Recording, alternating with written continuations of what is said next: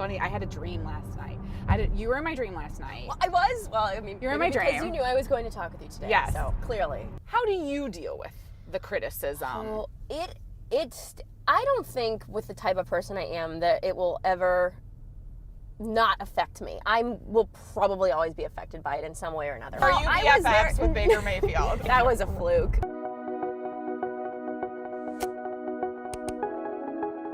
Welcome to the cars. I'm so excited!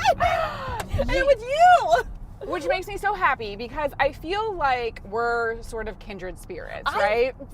Because it wasn't even that long ago that we first officially met, but we had always been friends through, social media. And yes. See, social media can be a good thing. I think social media can be great but for I've so always many thought that reasons. about you. I just feel like we were just... I did we're too. Like sisters in a way. Like they're just... I don't know. You're just such a wonderful person. Well, I feel the same way about you. And what it is, too, is that you're very authentic. Aww. And in this crazy business, especially in the entertainment world, it can be a mixed bag.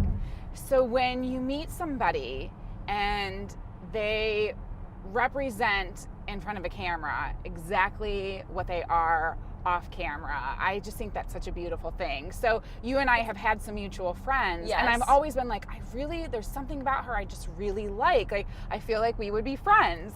And then our mutual friends are like, you would be friends. So now that we have that little love fest, I'm like totally been fangirling on you from afar. I feel about you, and that is the biggest compliment I think you could ever give to me. So thank you so much. That means a lot. I don't feel like I'm good at many things, so I feel like the one thing I try to do is just be myself. Take it or leave it. Some people might get annoyed by, I do have a bubbly personality, I feel like at times, but it's me, and I don't want to be a different version of who I think I am, so. Well, I think I always thought, especially in the television world, like if you represent what you really are and people don't like you, well then they just wouldn't like you, and there's nothing you can do about that, right? Your words of wisdom are always so good too. That's why I love you too. I feel like if I'm stressed about something, I think, Andrea would know exactly what to say to make me feel better. Well, you and I don't know if you actually remember this, we met. You were filming something in Plano with David Moss, who David I've known forever. David, by the way, is a great travel companion. He is. I've learned that over the years. I know, because you get to travel with him a lot for New Day Cleveland. And we say that like his wife is amazing, she's beautiful. Kim is the best, and she is. She's stunning. She is. He's a very lucky man. He definitely married up, and he knows that, and he owns that. Yes, as he should. But he is an expert traveler. I've learned so much from traveling with him. You two, did you just kind of click and hit it off right away? Oh, I was so nervous when I first moved here. I was so nervous to work with him because he is so well known. Everybody knows David. The Moss Man. You walk around anywhere, it's Moss Man, Moss Man. I'm like, yeah, hi, it's me too. I mean, but I think there were nerves in the beginning. Mm-hmm. And he has such that great dry personality, sense of humor. He'll throw little things at you, and I'm like, does he like me, or is he just joking, or what's going on? Yeah. But honestly, I knew from the moment I started working with him that we were going to have so much fun together. And we do. I mean, to this day, I'm so blessed to have had this opportunity to go through this crazy experience with him. You have been doing the show together for how long now? It's going to be 7 years. Oh my gosh, is that right? 7 years! Time gosh, flies. It's scary too. Natalie, where did you come from? Where's home for you? So, I always get nervous saying this. Oh, because of the Cleveland Zone thing? Okay, so are you from Pittsburgh? Yeah! And the yellow has nothing to do with that at all. I just thought it was a dreary day and I would bring some a bright color. It's a beautiful color. I am from Pittsburgh. But I worked in the Steubenville, Ohio wheeling market for 5 years. So I feel I've been in Ohio for well over 10 years, almost 12, 13 years now. So it's been some time since I've, home was Pittsburgh. But yeah, I feel like in the beginning I was so nervous to tell people. And I still to this day will get people will say, the two things I know about you are you like to eat a lot from the show and you're from Pittsburgh. And I'm like, oh yeah. They remember that. So what do you do during on a Brown Steelers game? Well, you know what? This is hilarious now. I have been so focused on the Browns. I could probably name you 2 or 3 Steelers. I don't know any of them anymore. I'm so focused on the Browns. So I am so happy to say that I feel like I've been adopted into the Cleveland family, and that I cheer for the Browns. Now, when they play each other, it's always awkward. I remember for the first time this year, I went to the Browns-Steelers game here in Cleveland, and I wore a Browns hat, and I was with some people who were Steelers fans too, and I was a little nervous, but it all worked out okay. Well, it all worked out okay for me. That game was a different story. That game was a different story. I know it was such a rich rivalry. So, because I grew up here, and so I knew the depth of the hatred, right? But then the Browns have been so bad that. But I feel like it's back this year. I feel like the rivalry came back, which is fun. You want that with sports. For sure. I love that rivalry aspect of things. So for you, coming into Cleveland, it's a great opportunity, right? So you go from the Wheeling market. Like 156. Is that what it was? Like 156. That is a good jump. Yeah, it was a good jump. And so I feel very blessed. How did that all come to be? Were you looking, or was it that you were found? Story. Okay. My boss, do you know Kevin Salyer? I know of him because I feel like he's sort of legendary in town behind the scenes. He's legendary in town as well. He did recently retired, but it was weird because he was looking, Christy Cable was going to be moving to the mornings, full-time mornings, and he was looking for someone for the show. And his son, so I owe his son and his son's wife a lot of, I owe them everything. He was marrying a girl that was from Steubenville. So when Kevin starts looking all over the web to just try to find girls to take over the role, he said, why don't I look in the Steubenville market? And he Googled and found me. And I was doing some work with, there's this country music concert called Jamboree in the Hills that's in Ohio. It's in Belmont County, Ohio. And he saw some of the work I was doing with the country music artist, and he emailed me. And I looked at this email and I thought, this is a joke. There is no way this is happening to me right now. And timing's everything. My contract was about to be up. Wow. And he basically I got the job. Yeah, you really were found, right? I was found, yes. So often in the television industry, it's the hunt. You either have an agent who's hunting for you, or you're hunting on your own. Yes, and it's stressful. So to have it kind of fall into your lap was, I always, to this day, say it's one of the greatest blessings in my life. And I love being here. I love this job, and I love being in the city. So doing a talk show like New Day Cleveland, I did a talk show similar to it. And you have an opportunity to meet all kinds of people and do all different types of segments. Yes. But there definitely can be a pinch me moment, because there are just randomly people who will come in from out of town, or you find yourself sitting with someone and you're like, holy crap, I cannot even believe this is happening. So what was yours? Gosh, I feel like, unfortunately for me, because David gets to interview all of the celebrities, like you were doing. I mean, you did that for quite some time. Yeah, but they all know David. He's been doing it forever. Like Tom Hanks is like, hey, buddy, how you doing? It's true. I've never had that much of, I think my pinch me moments were ones that happened accidentally when I was just in real life. I'm trying to think of someone through the show that really just made me go, wow. Was it maybe like a comedian or someone who came in from out of town? And comedians are great. I'm sure. They're tough. I think comedians can be tough. Do you think they're tough? They're so tough. They can be so tough. I went viral with a couple of comedians because. What happened? Where else does this air? Am I okay? So he said some things that I feel uncomfortable even repeating. Yeah. But what happened was, thankfully, it gave me some, for lack of a better word, some street cred with the comedian world. Like, the comedians are like, she just rolled with that. I can't believe she didn't smack him in the face for what he said. I mean, so you just don't know sometimes what you're going to get with them. That's a tricky thing, too, because but it's fun. It's daytime, right? It's like morning 10 daytime. So you're not 100% sure with the audience. Like, am I gonna offend somebody if I laugh at it? But we have to laugh a little bit more, too, right? Like, sometimes it's like, if you worry about being too vanilla, then it's boring. Yes. So good for you. There is a line of that you just teeter, and you wonder, because if you laugh the wrong way, someone's going to say that was inappropriate. You shouldn't have laughed at that. But yes, if you're stiff, then there's some things I've wanted to laugh at that I've kind of kept in because I was worried.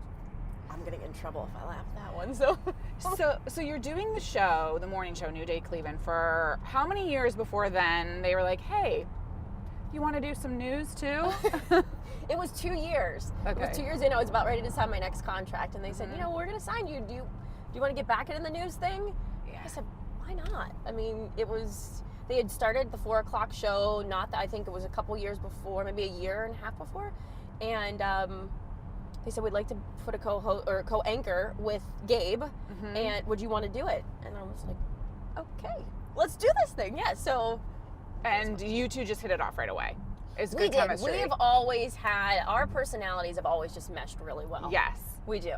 It was instant with us. Did you always want to get into news? Was that the ultimate goal? Like, I feel like if I have to be truthful. So I feel like when I interned at a station in Pittsburgh, and I remember when I was trying to get the internship, the gentleman said to me, you know, if you think this is just acting, you know, that's another thing. I don't want to hear that you wanted to be an actress. And I'm going, oh, that's exactly what I wanted to do growing up, was be an actress. you did. I'm like, nope, nothing to do with it. But I always had this desire to, and this is going to sound cheesy, but I always had a desire to help people. I always wanted to do something where I felt like I was helping people. And aside from acting, I wanted to be an actress and I wanted to be a doctor. And then I realized with becoming a doctor, I couldn't stand the sight of blood. And I was like, there's no way I'm going to make it through all that schooling. So when this opportunity came about for this internship, it was my senior year of college, final semester. And I said, why don't I try news? Because in a way, you still have to present yourself a certain way. And then I felt with news, you're helping because you are getting information and being able to give it to the masses, what they need to know, when they need to know it. So I like to feel like I'm still helping in a way. So I kind of fell into it with an internship, and I was like, I love this business. This is what I want to do. As we drive by Fox 8 now. I just think they seem genuinely loyal to the people who work for them, in good times and in bad. Yes. And that I've seen it personally.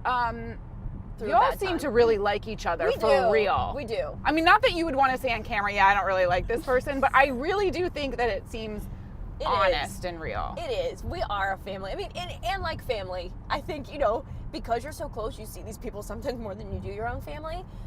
I think, you know, you're bound to have moments of times with people, but we really are a family. We really are. And I love that. I mean, that means more to me than anything else. And you bring up just the support that they gave me when my mom was really sick and I needed to be her primary caretaker. I've never seen something like that. The way that they supported me and helped me through that period, I don't think you would get that. I don't think you'd get it anywhere else. So that I feel so blessed to work. It's things like that you can't put a value on. You can't put a price tag on, you know, or amount of money that someone could give to you. Like that meant more to me than anything. Well, because at the end of the day, family is everything, and that time together is everything. And your mother, I mean, I've never met her. I wish I had. I saw the pictures that you posted of her. Such a beautiful, beautiful woman. And you can even tell from the pictures that, I mean, she just had such a kind face too. She did. Yeah. So that whole experience, was that sudden? Was her cancer something she had struggled with? She had it. She was diagnosed, it was the day after Thanksgiving of 2015.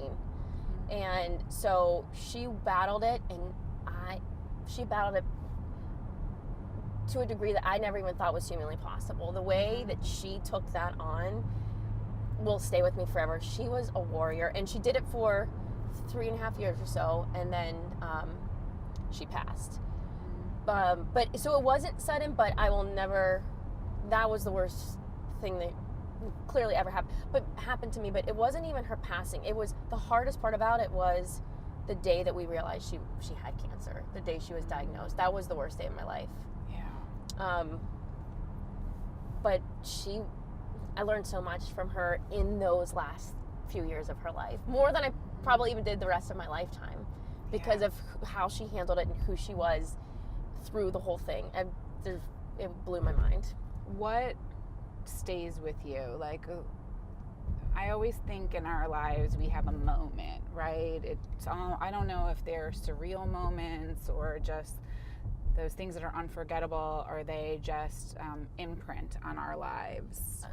The one moment I will cherish it forever. We brought her home. She wanted to be at home to pass. And I was in the room with her, and she wasn't even really with it anymore because of the lack of oxygen and everything else that was going on through her body as she was going through those final days. She hadn't been saying really anything that was coherent for a few days, and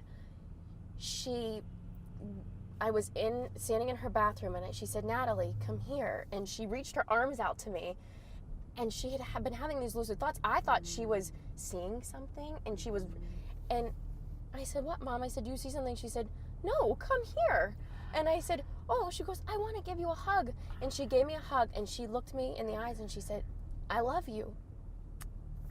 She said, "I know this is the end, and I just want you to know how much I love you." And I ran and I grabbed my sister because that was the first time. I mean, I didn't think she was going to have another lucid thought. I ran and grabbed my sister and my brother because we were all there with her, and I brought them downstairs, and I said, "Mom wants to say something," and she said it to each of them too. And that was the last thing she said to us. And then she kind of went, and she knew it was time. And that moment, I just needed that. I needed that moment. So that was the most beautiful moment. That's something I'll never forget and I'll hold on to forever. That's such a gift. It was the biggest gift. Mm-hmm. It really was. Yeah, that she had that lucid that moment. one last. She knew you needed it. Yep. Mm-hmm. She always did. She's always put the three of us first, always. And I felt like she fought through whatever she had to get through just to be able to look us and be so clear and look us right in the eyes and just say that. So that moment was as hard as it was one of my greatest moments. Boy, that's so beautiful. You must have signs from her now too, having that close relationship. I feel like I do. It's weird. It'll be little things. When I'm having a moment, I think you even posted something once that I read, and when I was reading it, and I think I commented on it because I needed it in that moment. And I swear sometimes my mom works through people, and works through those meetings. On Christmas Day, I dreaded Christmas. I was not looking forward to that this year. But I was taking a picture of my cousin and his girlfriend, and they're sitting there. She said, "Can you just take a quick picture?" And on her phone, I went to take the picture, and then a message popped up. And you know how messages, you can have them where it just says who's sending them, or the writing is there too with the text. Well, hers popped up as Mom, and then it said, "Merry Christmas, I love you so much." And I got so depressed at first because I'm like, why did I have to see this? I'm taking this picture. And then I took a step back, and an hour later I had this moment, and I was like, of all moments for her mother to send that message, and it came up as Mom. Yeah. "Merry Christmas, I love you so much." Oh, wow. I was like, I think that was meant for me to see at that point in time from my mom. So I do. I know she's with me all the time. I do. Oh yeah, and I think when you have to acknowledge those moments when they happen, because when you give grace and acknowledgement to them, they keep happening. You're right. Right? You're right. I think it just sort of fuels the soul because you were there when she passed.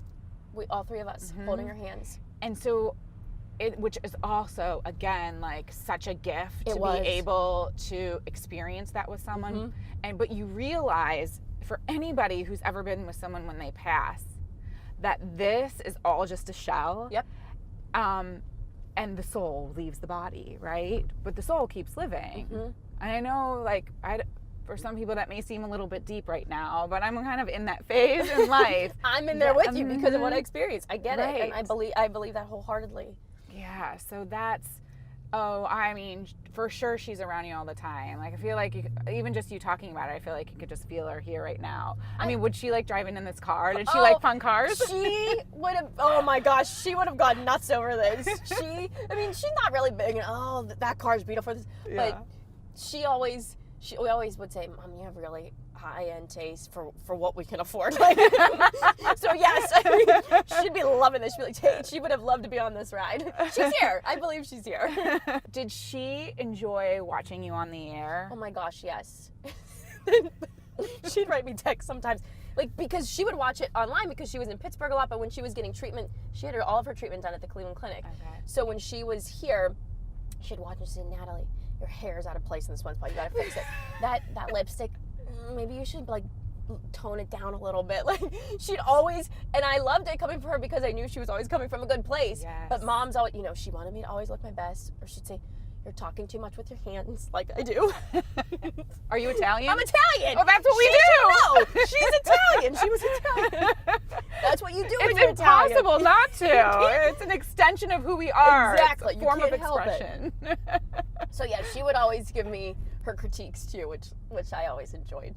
Well, like you said, it was coming from a good place. Yes. How do you deal with that in industry? Because it's Well. just, I mean, they're there. They're Mm-hmm. going to happen. I mean, I know that we're entering this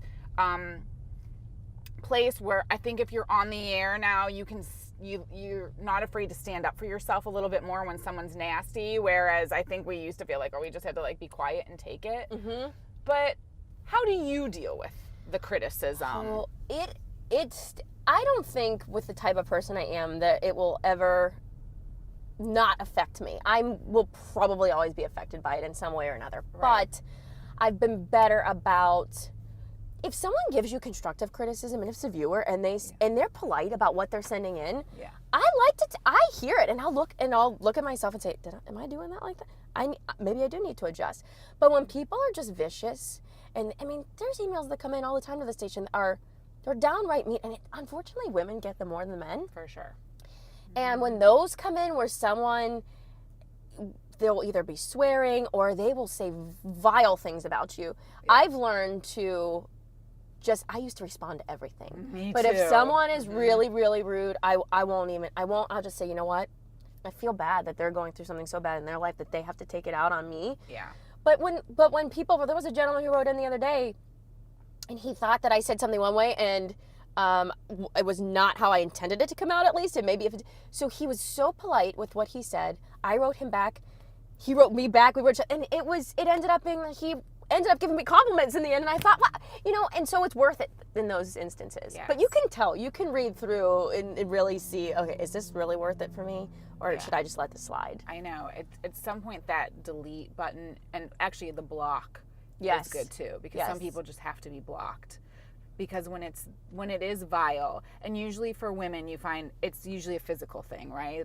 Usually the criticism comes at like something about more than the way likely. that you look. The clothes you wear. Yes. Whereas men don't get the way that they look. That's not what they're criticized for. I envy them in that sense, but I'm getting there. I'm getting tougher. You know what? Were you by nature tough, or did this business is it sort of self-taught? It's self-taught. Mm-hmm. I am one to be, I don't want to, I mean, I've been told you like to please people. And I guess I hate, because I feel like it comes off negative when people say that, but I don't look at myself, I don't look at it in a negative way. I like to make people happy. It makes me happy when I know I've made someone else happy. And so I guess, take it or leave it, okay, I'm a people pleaser. But so I've had to teach myself for sure to not be as critical of myself when other people are critical of me. Because I mean, I'm my own worst critic for sure. Mm-hmm. Anything you can say, I could say a million things that are worse probably about myself. So it's about not wearing what people say though, right? I remember once somebody sent me a message, they're like, no matter how many times you wear black, you'll never be able to hide your fat arms. And I was like, oh my gosh. So then I'm like, I don't think I have fat arms. But then I found myself like standing in the mirror and like holding up my arms. I'm like, maybe they are, right? So then I was like, stop. Then it's like, you got to go stop it. That was an unhealthy message. That's one negative thing about this business for sure. Mm-hmm. It's definitely one, because it does. It makes you critical of who you are, especially looks wise. Yes. I think that's what's forgotten, is that when someone sends something so negative and nasty like that, they're still sending to a human being who's just trying to do their job, make a living, pay their bills, feed their families like everybody else out there. Exactly. Mm-hmm. I'm human. I don't feel like I'm at another level than anybody else. I'm the same as everyone else. Right. And I get affected the same way everyone else does. Yes. In fact, I think that if the people who had that sort of venom that they threw toward people on the air, if they were there, they go, it's not that sexy of a job, to be honest with you. It's not. You have to love the business, I feel like, right? You have to love the sure. business. I've seen so many people get out because they realize, okay, this is not what I thought it was going to be. You have to love this business. Yeah. Well, I feel like you should drive this car, by the way. I mean, I know that's sort of Really? a quick transition here, but when I pulled up, Does it have insurance? It does. Okay. But it's funny because when I got to Fox 8, you know, there are like lots of levels of gates. There are like 100 gates to get through. Yes. No one's getting in unless they go through the gates. But someone went ahead of us, and the mother of all gates is up, and I'm like, I'm just gonna go through, right? I'm just gonna floor it, and I'm flying through another gate. Like I don't know. I made it. I made it, but I feel like now maybe you should be the one to Are go you back. sure? Yeah. Do you want to? Oh my gosh, are you kidding me? Okay, Yes. and we'll take it on the highway. Okay. Give it some. Let Let it do what it's supposed to do. I just hope the police don't get me. It's okay. We'll be all right. I hope they don't either. I'll keep an eye out. I'll put on Waze. Okay. Waze always tells you when there's a police. helps. Okay, so I'm scrolling through my Instagram one day. I follow Baker Mayfield, and there you are on Baker Mayfield's Instagram page. That was a fluke. That was it? weird. Or are you I was BFFs there- with Baker Mayfield? No, I would love to be friends with his wife, Emily. She just seems like such a sweetheart and Yeah, absolutely adorable. I does. had actually just told her that I was watching some segments that she had done and how great of a job she did was doing with all of those, and she was so sweet about it. And then Bobby George, who owns Town Hall and was the one really that puts on the Feed the Need event, as I'm talking with her, it says, all four of you, get in for this shot real quick. And I was like, me? In it with them? No, because it was Sister Karita, who is the reason why they do this amazing event, and the two of them. And I'm like, you want to put, okay.